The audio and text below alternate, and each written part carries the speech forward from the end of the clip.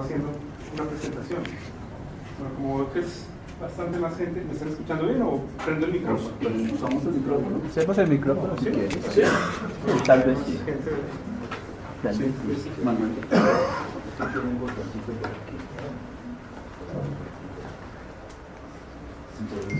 sí. Sí, mejor. Entonces, estos personajes estaban ahí para resolver todos esos problemas del tiempo y, como les comentaba, hablaban como de diferentes dimensiones. Si alcanzan a ver bien ahí, si quieren, hay más cosas. Entonces, digamos que este fue uno de los programas que me interesó. Otra película, El Resplandor, me imagino. ¿Está funcionando esto? Sí. Acércalo bien. No lo escucho. El Resplandor de Stanley Kubrick, me imagino que no has visto la película. No. Está prendido. Está prendido. Uno, dos. Sí, está No, funcionando. no está Pero no está funcionando. Parece que un problema de... Pero sí está está prendido. Sí. A ver. ¿Cómo apagamos? ¿Prendemos? Ay, no. ¿Te apagó?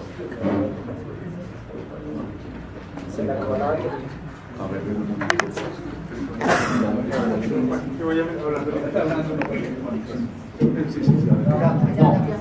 Ahora sí. Ahora sí. Ok, entonces, me imagino que conoces esta película de terror que se llama El Resplandor. Aquí está Jack Nicholson, pues, en esta famosa escena donde está rompiendo la puerta. Jack Nicholson, bueno, lo que me interesó de esta película, para lo que voy, es que hay un momento donde el cocinero está hablando con Danny, que es el niño, y le dice: mire, es que nosotros tenemos una cualidad, un don que se llama el resplandor, y es que nosotros podemos ver cosas que sucedieron en el pasado y que sucederán en el futuro, y nosotros estamos viendo cosas que otras personas no ven. Hay cosas invisibles, hay cosas que suceden, que tienen consecuencias después, pero eso no se puede percibir directamente. Me interesó la idea de que hay cosas invisibles que están ahí, que existen, que tienen consecuencias en el futuro. Otro, digamos, elemento de alimentación para este trabajo fueron las matrioshkas, que son estas muñecas rusas que se van metiendo unas dentro de otras, primero que las conocerán. No me interesa la forma, pues esa forma kitsch, pero me interesa es la realidad, una realidad que está metida dentro de otra. Y comencé aquí en el 2009, el tiempo que estuve en Colombia, a hacer una serie de trabajos que se llamaban, yo las llamé matrioshkas. Y matrioshkas eran unas esculturas pequeñas, más o menos 30 por 30, 40 por 40, que tenían un material que se llama termoformado, es un plástico, como aquí lo pueden ver. Ese plástico lo que hace aquí, esa cubierta, lo que hace aquí con estos muebles, es hacer visible la ausencia. Hay una relación aquí entre dos personas, posiblemente la distancia entre las sillas es a la que estarían dos personas tocándose las rodillas, y una persona no está la ausencia de una persona. Empecé a hacer una serie de trabajos con las matrioshkas, es una serie de 14 matrioshkas. Esta, por ejemplo, el hecho de muerte muestra una silla que es ausente al lado de una cama, y bueno, pues una silla al lado de una cama son pocas situaciones en la vida donde hay alguien que está acompañando a alguien en la cama. Aquí está ausente tanto la persona, la silla, como la almohada.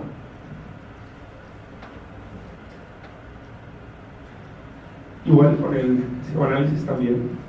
Hay las dos versiones, hay la versión donde está el sillón del psicoanalista que está presente y el diván está ausente.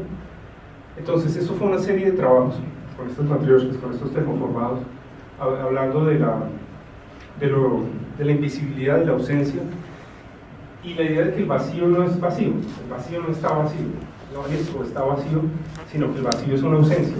Y la ausencia, hay diferentes tipos de ausencias, eso lo vamos a ver un poco más tarde. En el 2009 también empecé a revisar los palimpsestos. Los palimpsestos es una palabra griega que significa una superposición. Eso se utilizó mucho en los años 80 y 90 en la arquitectura. palimpsestos urbanos, empezó a hablar de palimpsestos urbanos, toda la arquitectura postmoderna empezó a hablar de esto. ¿Qué es un palimpsesto? Los palimpsestos eran libros que, por ejemplo, en la Edad Media había escasez de papiro, entonces la gente cogía los libros viejos, los rayaba, los raspaba, perdón, y los limpiaba con jugo de limón, les quitaba la escritura, trataba de quitar la escritura y les escribía encima. Ahora, el problema es que no se puede quitar completamente la escritura y quedaban las dos escrituras superpuestas. Entonces, este es otro de los puntos que va a ser importante en la investigación. Bueno, llegué a Berlín, yo había ido de turista, pero esta vez estuve viviendo 4 meses allá, desarrollando un trabajo de investigación con el DAD. Esta es la estación principal de Berlín, es lo que llaman el nuevo centro. Es este edificio que está acá, y aquí está la embajada suiza. Esto es el edificio de la Cancillería donde está trabajando la señora Merkel, y estos son las oficinas de los diputados. Como pueden ver, yo apenas salí de la estación vi que había una serie de terrenos baldíos, que son los que están enfrente de la estación, detrás de la estación, a los lados, y yo dije, pero esto es rarísimo, o sea, porque estoy en la mitad de una ciudad europea, de una capital europea, y hay una cantidad de huecos acá, o sea, huecos urbanos, esto es rarísimo. Entonces empecé a leer, obviamente esto tiene que ver en parte con el muro, porque el muro no era un muro, sino el muro era un muro, un espacio vacío, unas torres de vigilancia, un campo minado, alambres de púas, perros, ametralladoras automáticas, otro muro, o sea, era una franja completa. Entonces, claro, cuando cae el muro, es decir, la franja, yo lo llamaría más la franja que el muro, queda un hueco en toda la ciudad, en toda Berlín y gran parte de Alemania, y quedan entonces unos huecos que toca tapar de alguna forma, y que muchas personas proponen que no se hubieran tapado, sino dejarlos así. Entonces leí que tenía que ver una parte con el muro, pero una pequeña parte. La otra cosa, pues los aliados, las bombas de los aliados destruyeron una parte de Berlín, pero no. Esto tenía que ver más con un proyecto arquitectónico que se llamó Germania. Germania, pues lo que conocemos de Germania acá es el barrio de Germania, la cervecería, ¿no? Que obviamente es alemán. Y resulta que ese proyecto fue un proyecto que planeó Adolf Hitler y Albert Speer, que era el arquitecto del 37 al 42, para reconstruir una nueva Berlín, para hacer una nueva Berlín. Entonces empecé a averiguar y resulta que estos huecos que vemos acá son todos estos huecos de acá, estos huecos de acá arriba también, bueno, esto de acá tiene que ver con la construcción de esa Germania. Dice, pero ¿qué es esta cosa de Germania? Esto está interesante. Entonces empecé a trabajar con esto, era un proyecto de trabajar con palimpsestos urbanos en Berlín. Berlín es tal vez la ciudad del siglo XX con mayor, pues de la contemporaneidad, con mayores palimpsestos. Roma, digamos, en la antigüedad, pero Berlín es, o sea, superposiciones urbanas. Revisando el alemán, obviamente porque la cultura es el idioma, y el alemán pues tiene esa particularidad de que son esas palabras largas que están pegadas unas detrás de otras. Ellos, digamos, uno puede separar muchas cosas muchas de esas palabras grandes, las puede dividir y puede averiguar el porqué de las cosas. Me parece que eso tiene que ver también porque en Alemania se desarrolló tanto, o una gran parte de la filosofía, pues porque el idioma también tiene que ver con eso. Entonces, resulta que aquí utilizamos la palabra monumento, que es la palabra pues honrar, es decir, algo que consideramos que tiene que ser valioso, lo ponemos en un pedestal y lo mostramos a otras personas. Vemos que sería la primera palabra, even mal. Even es honrar, es hacerle algo grato a otra persona. La segunda palabra sería denkmal, que denken es pensar. Mal, todo tiene que ver con el tiempo, con lo relativo al tiempo o al acontecimiento, que sería la palabra memorial, la palabra que usamos acá, que no es un monumento, porque sino es algo que necesitamos recordar. Pero hay otra palabra que se llama Mahnmal, y eso viene de Mahnen. Mahnen es el dedito para arriba. No sé si alguien habla aquí alemán o... Varios. Mahnen es amonestar, o sea, advertir, es decir, que esto no vuelva a pasar en el futuro. Entonces es lo que le hace la mamá al niño, dice, no, no lo vuelvas a hacer. Esta cosa también, esta palabra tiene la connotación de manual, que se podría traducir como un memorial de advertencia para las futuras generaciones, para que no vuelva a suceder. Hay otras palabras, esta palabra Denkzeichen, por ejemplo, que es Denken, pues otra vez pensar, y Zeichen, que tiene que ver con un signo, con una marca. Es una palabra nueva, digamos, una palabra que se sentó, incluso eso fue como de hace 2 años, y la idea es generar como un hito de memoria en la ciudad. Tenemos las otras que son el Gedenkstätte, que son los lugares para recordar. Otra palabra importante, el Vergangenheitsbewältigung, que es la superación del pasado, de algo que sucedió en el pasado, algo que yo necesito como get over en inglés, como superar lo que sucedió. Y un verbo que se utiliza mucho los alemanes es el verbo aufarbeiten, y es la elaboración, procesar lo que ocurrió en el pasado. Entonces, si uno entiende un poco el idioma, entiende parte de la cultura. Después volví a Colombia y me empecé a preguntar, bueno, ¿cómo nosotros construimos memoria acá?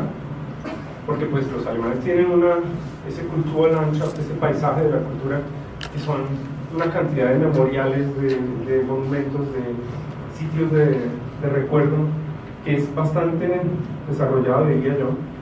Y me pregunté, bueno, en Colombia, ¿cómo hacemos eso? ¿Cómo recordamos, cómo olvidamos?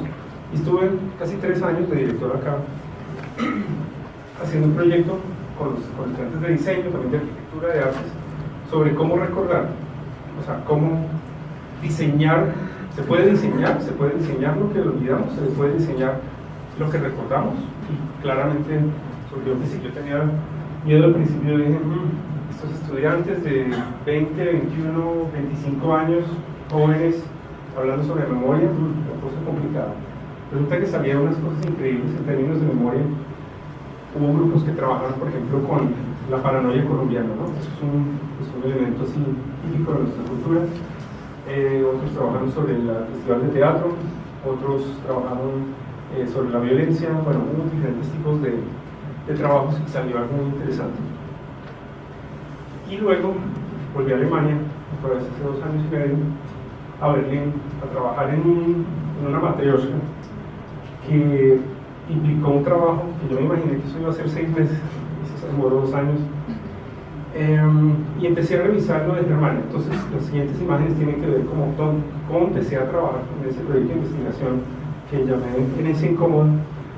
Resulta que la diosa Germania, era una mujer. Y interesante que Hitler haya llamado su proyecto de ciudad con un nombre femenino.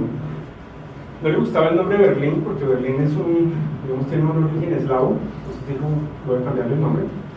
Voy a reconstruir la ciudad, voy a construir otra ciudad diferente a la de Berlín. Hitler, digamos, tenía una relación de amor y odio con Berlín.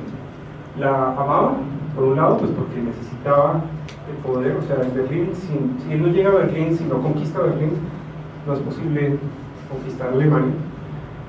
Pero era una ciudad con gran diversidad, la ciudad de los judíos de los años 20, conocemos muy bien el expresionismo, gran parte de la filosofía, todo, o sea, los judíos ayudaron mucho a eso, y una gran ciudad es la diversidad. Entonces, no hay nada peor que la diversidad para una dictadura. Entonces, este señor dice, bueno, voy a llamar Germania, mi ciudad. Germania es un nombre viejísimo desde la época de los romanos, pero digamos que es la consolidación, una diosa que consolida la nación alemana del siglo XIX. Alemania se forma muy tarde en comparación con otros países como nación, y Germania, digamos, que representa esa alemanidad o esa germanidad que a él le interesaba, y le encarga a su arquitecto Albert Speer a construir una ciudad que se va a llamar Germania. Es una reconstrucción de la ciudad de la Berlín de ese entonces. Estamos hablando de 1937, después de los Juegos Olímpicos. es hacer modelos, maquetas, muchísimas maquetas,